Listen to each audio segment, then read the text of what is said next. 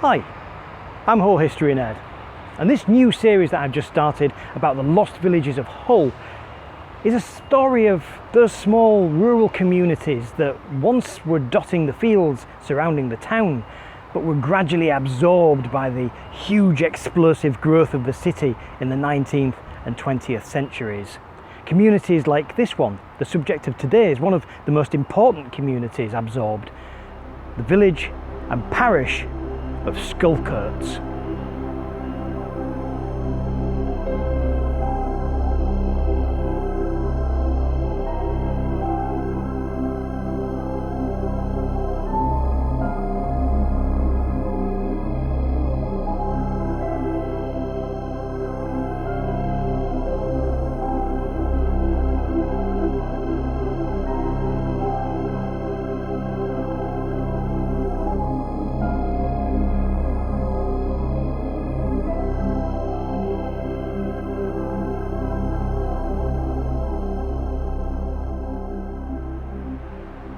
So if you've ever done any family history research and your ancestors come from Hull, you will probably have come across the name Sculcoates on birth certificates, marriage certificates and death certificates. And that's basically because Sculcoates was a village and a community north of Hull for hundreds of years before it ever became part of the city itself. In fact, whilst it's not mentioned in the Domesday Book, that's probably because it existed before that as part of Cottingham's parish, splitting off from it at some point before the 13th century. We know that there was a parish church here, St Mary's, as in the 1230s because it's mentioned in letters of the Archbishop of York. The name itself is of Scandinavian in origin, another reason why it's probably older than the Norman invasion. And basically, if you ever see a name up north with the word coates at the end, that's basically means cottages or homestead. And this usually is named after the person who created it. So in this case, Scully, a guy called Scully came here, set up a homestead, and it was Scully's Coates or Sculcoates. Now, whilst the church existed in this graveyard and whilst the village itself clustered around this, leading off up Eyre Street and down what was then Church Lane and today is known as Bankside, it had an unusual relationship with its churches, rather like Spinal Tap had with its drummers, as we'll come to see. So, where is Sculcoates and how big was the parish exactly? Early information shows that the parish spanned from the River Hull at the east to Newland Tofts, the border with the parish of Cottingham, and where Princess Avenue and Newland Avenue stand today. And to the north, Clough Road formed the boundary, and the town of Hull in the south, a boundary that ran westwards along what's now Spring Bank. As parishes go, it was a fairly sizable one. Its position on the main road between Hull and Beverley certainly didn't hurt, neither did its location by the banks of the River Hull, which allowed it to access river traffic, including in later years international river traffic, and to develop its own industry that eventually merged with and became synonymous with Hull.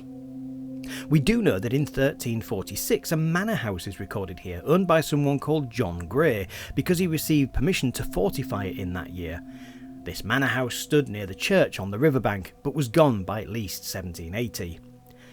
St Mary's Church is first mentioned in 1232, and in the census of 1337 there are listed only 19 adults paying the poll tax living here. In fact, in these early days, it seems like Sculcoates was, even then, poverty-stricken, and actually shrank in size as time rolled on. It can't have been an easy place to live with the constant flooding from the river. By the 16th century, the population was reduced to just 7 taxpayers, and this could be because of the hardship of living there, or it could simply be a community that was still taking time to bounce back from the Black Death only 200 years before. The road through the parish had to be maintained by the parish, and with the flooding, that likely was a very expensive and quite frequent responsibility. The Hull and Beverley Turnpike Trust, however, launched in 1744, which allowed the road to raise its own revenue for repairs, and Sculcoates seems to have been growing by this time, with almost 90 families living there. This population was spread between two areas, most of them living in the main village of Sculcoates, which seems to have spread around what is today Eyre Street and Church Lane, whilst the hamlet of Stepney lay around the Beverley Road to the west. And it's hard to believe today, But this particular stretch of early 20th century industry used to be the centre of the rural village of Sculcoates. Small cottages clustered around the churchyard and strung out along the river, and now there's almost no sign of that rustic lifestyle. But old Sculcoates has at least left some footprints in this post-industrial landscape. If you're observant as you drive through here, you'll see this little patch of green on the corner of Bankside, which used to be called Church Lane, and Eyre Street, and this is the site of the original St Mary's Church, the social centre of the whole parish.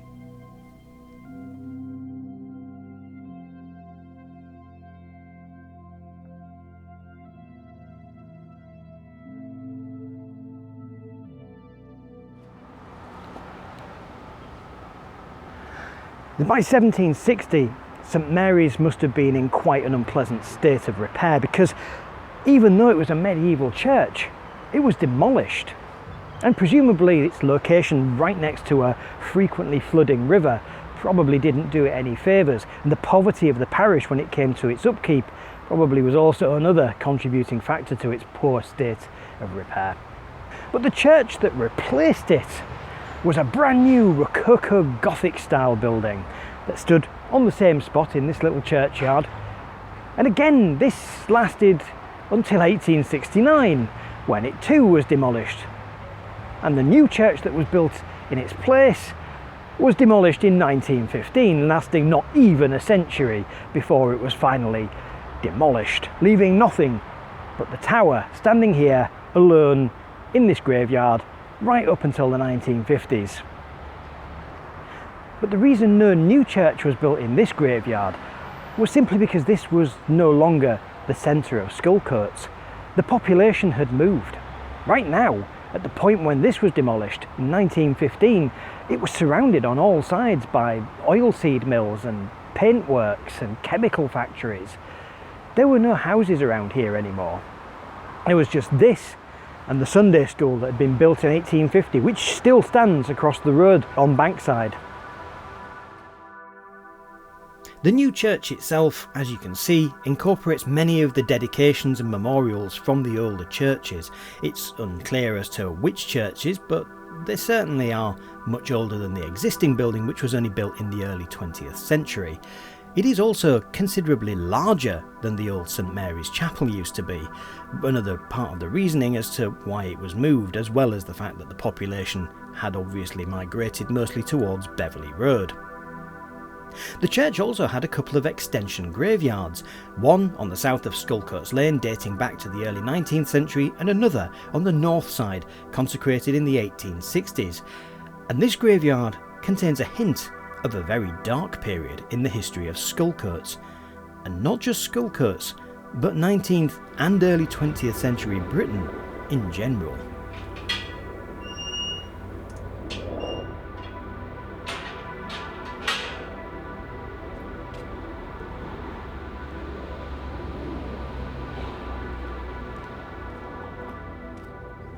So this cemetery on the north side of Sculcoates Lane, the later cemetery dated 1868 when it's consecrated, contains an interesting clue to a darker side of Sculcoates history, namely these little graves full of unrelated people, all with a serial number at the top of them. These are people who died as paupers in the Sculcoates Union workhouse.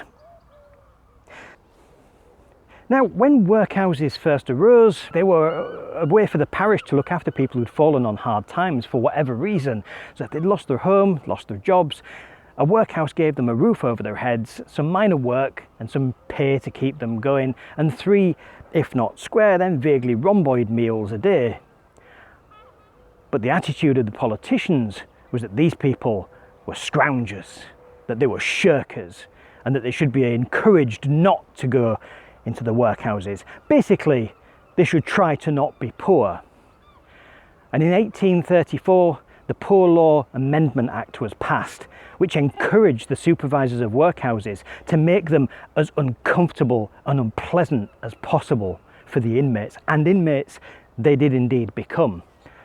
Quite often, many workhouses passed rules that meant that people couldn't even leave the walls of the building without supervisors giving their express permission.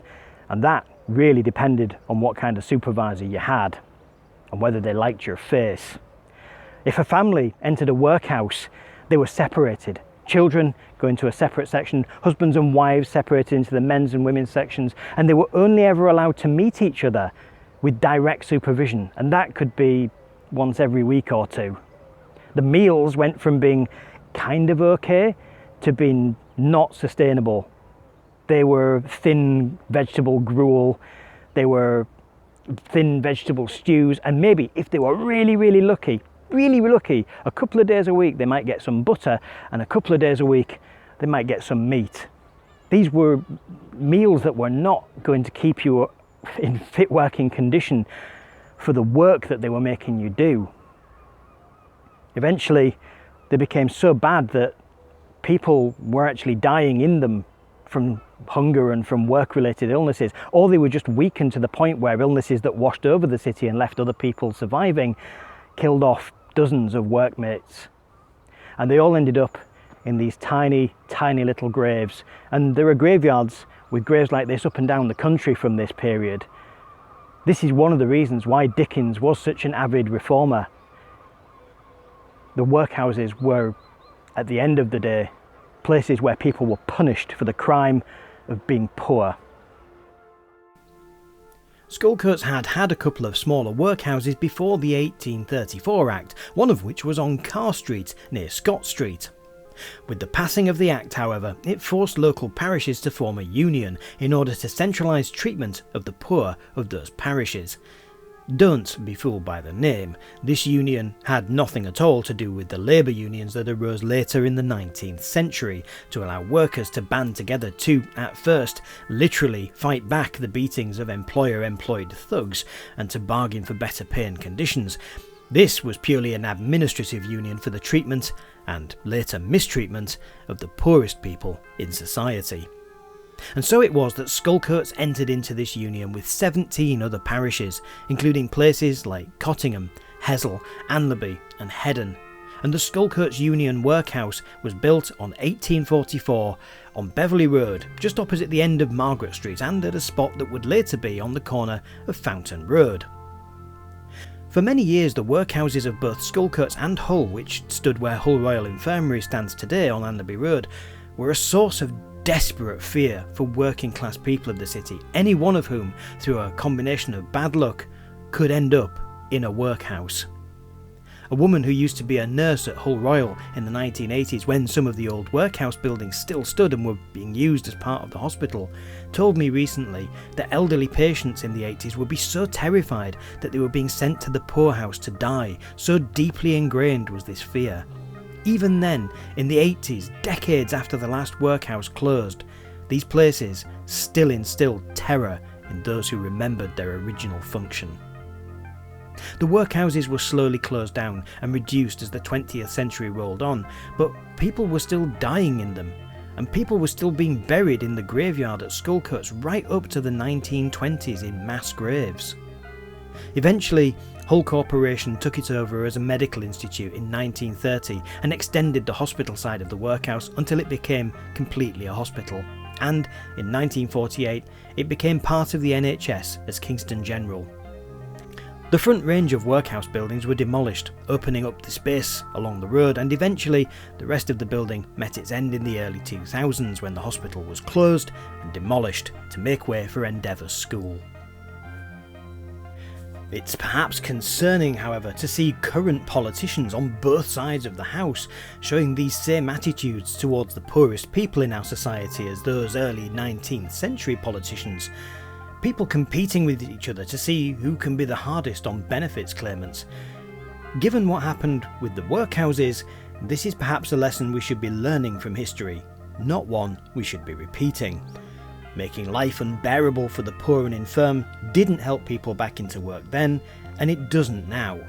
What it does do is help some of them into early graves, and others into a life of fear and anxiety, neither of which are conducive to finding employment. If we delve further back into the history of Sculcoates, back to the Middle Ages, and to the southernmost stretch of the parish where it butts up against the town wall of the town of Hull as it was, we find a spot that was pretty much almost annexed by the town of Hull. William Delapole called this area pretty much his own. He had brickworks here, and in the 14th century he also established an almshouse and a hospital and a small place of worship.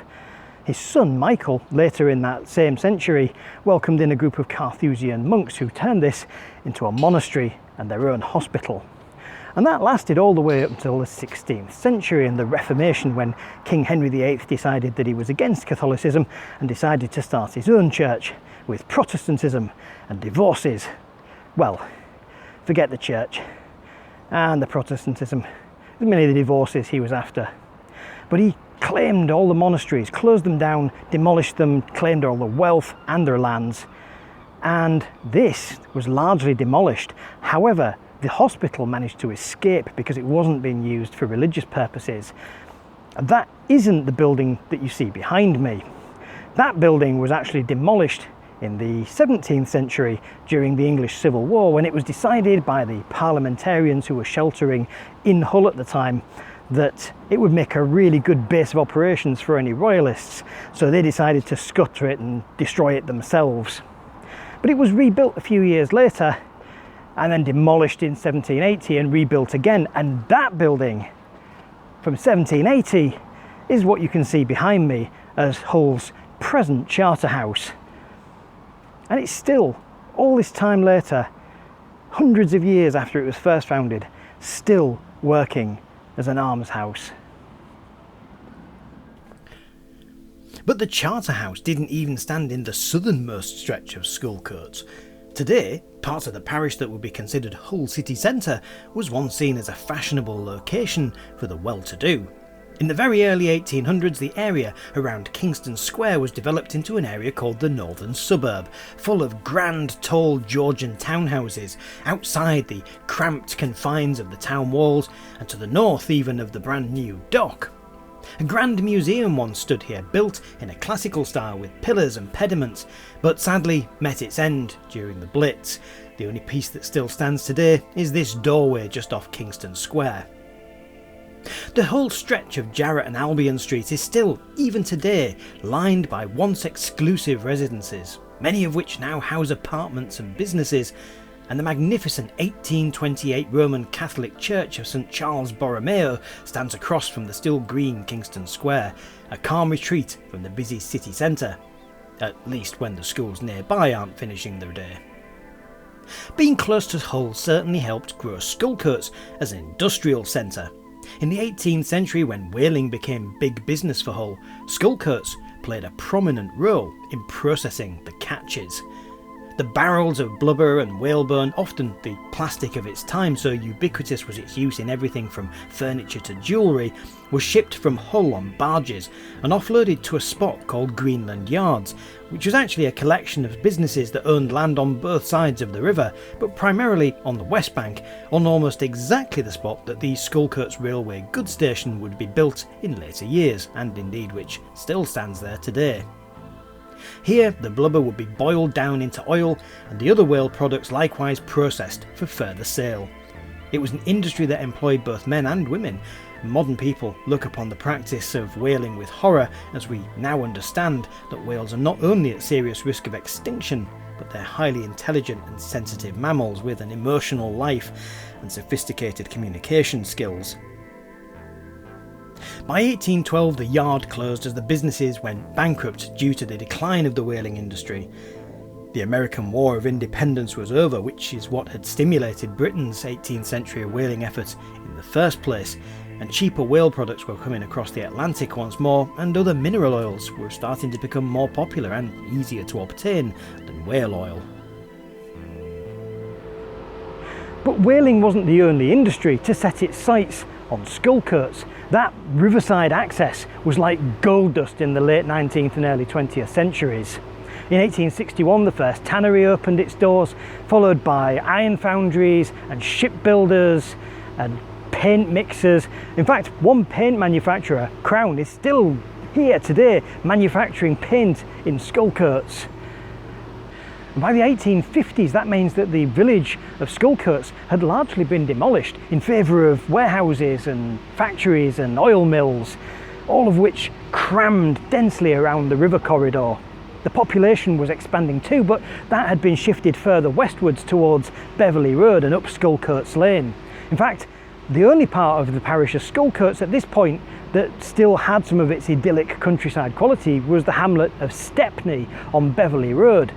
But in 1853, industry came to Stepney in the form of the York and North Midland Railway's Victoria Dock branch line, a railway that was meant to link the docks of Hull, particularly Victoria Dock on the east bank of the river, with the rest of the rail network on the west.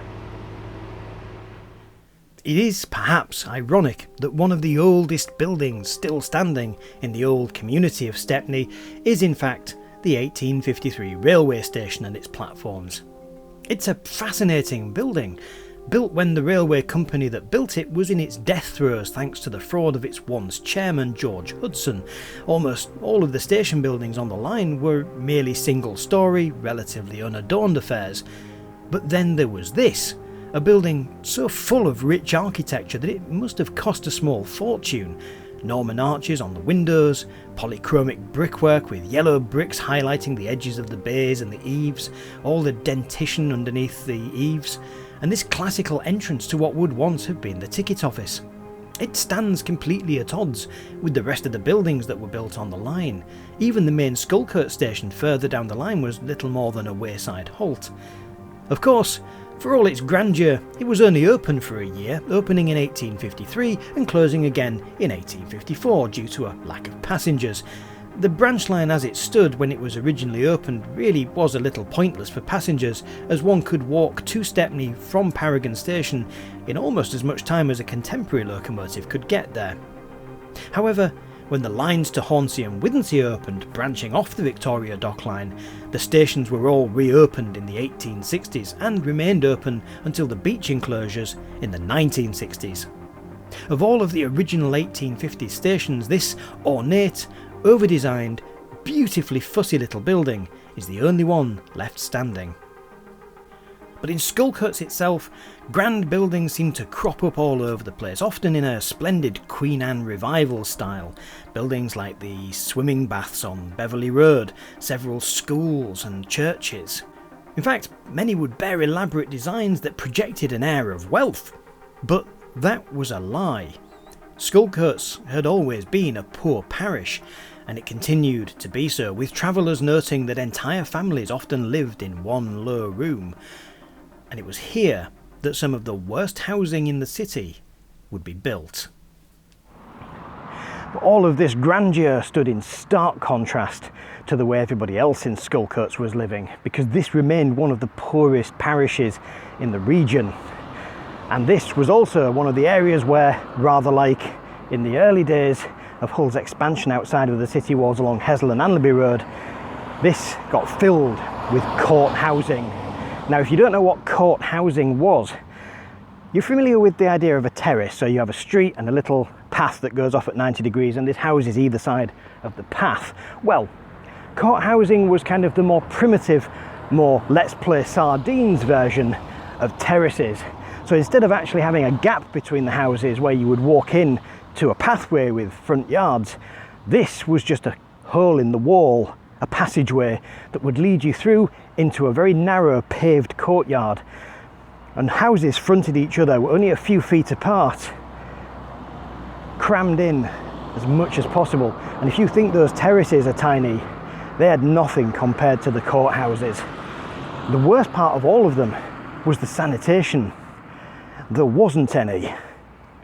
Basically, the entire row of houses on both sides shared one or two latrines, not toilets, latrines, holes in the floor that you would sit on a little wooden board with a hole cut out and the poo would just drop into an underground pit, which was emptied, if you were lucky, once or twice a week by people called the night soilmen, which is a fancy name for people who take your poo away.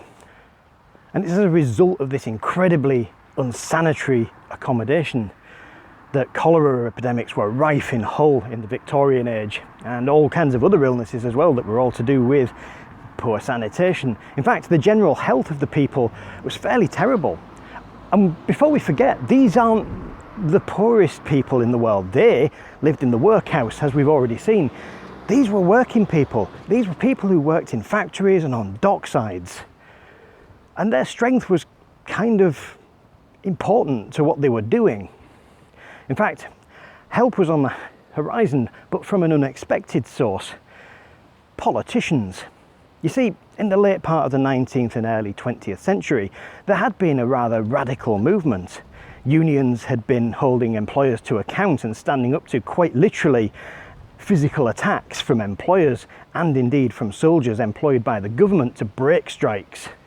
And eventually this union movement combined with a kind of radical liberal movement to form the labour movement, which started to bring in all kinds of acts and pressure on the government to improve things for working people, for the very poorest people in society.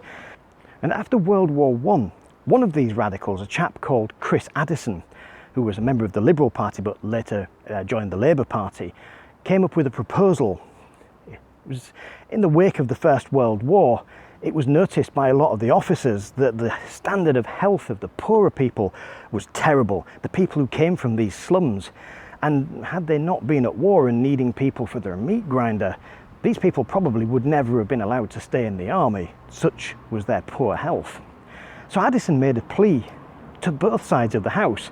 To the progressives, he wanted to put forward the idea of improving the housing for the poorest people. For the Conservatives, you need better soldiers. And his slogan hit that perfectly. You don't get A-grade soldiers from C-grade housing. This referenced the grading of the health that the army was using at the time to grade its soldiery. And in 1919, the Addison Act was passed. And up and down the country, slum areas started to be earmarked for demolition, and new housing projects to place these people who'd been turfed out of the houses began. And amongst these were places that in Hull we'll certainly know today as places like Gypsyville, Preston Road and North Hull Estate. But it did mean the end for the court housing of Sculcoates and Myton. And for the better too, because now in what used to be this densely populated, rather horrendous, dark, gloomy place full of tiny, tiny houses where people were rammed in like sardines, you now have green spaces and houses that are comfortable for people. And it's quite the change. The Addison Act was a much needed reform to help combat the worst aspects of complete poverty. You'd think we'd have learned from the past, really, wouldn't you?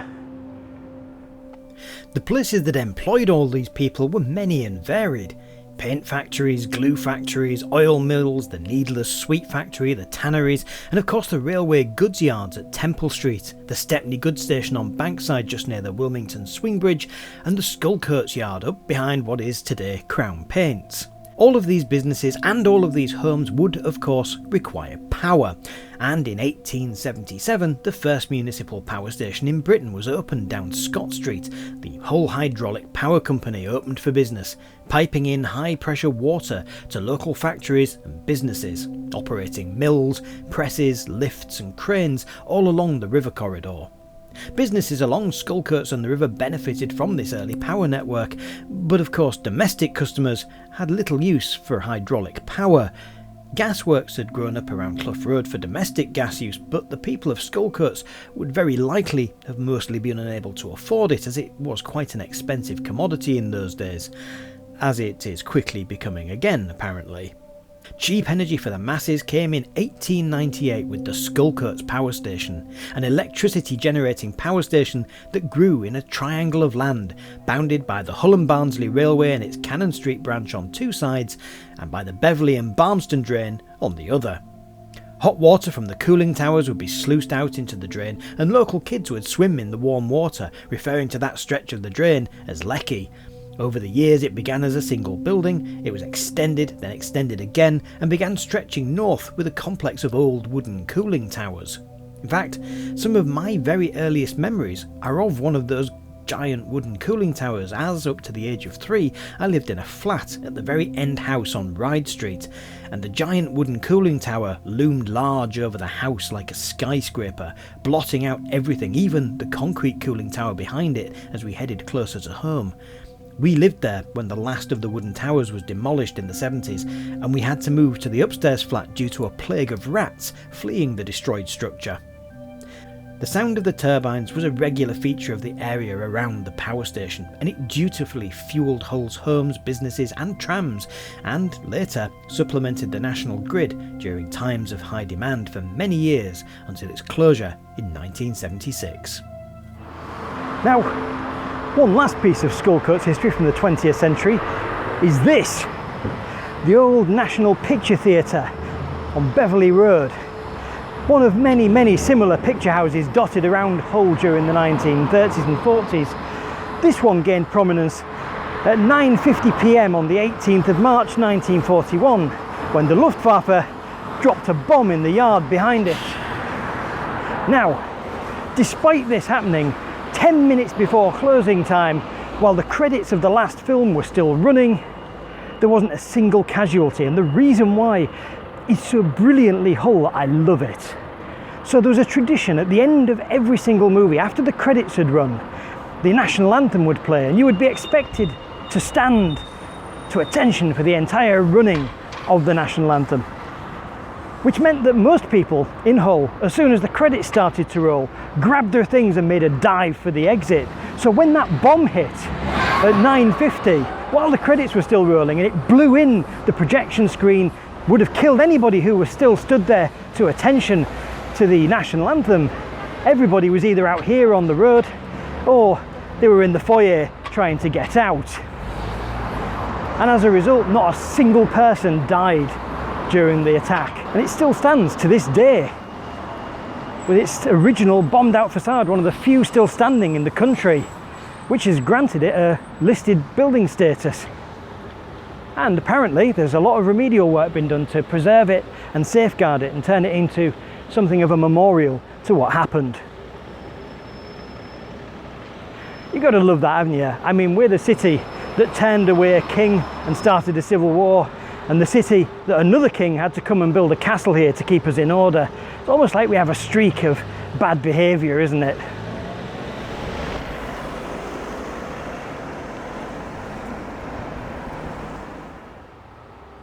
But the industry that had choked this village of Sculcoates and turned it into nothing more than an industrial adjunct of Hull couldn't last forever.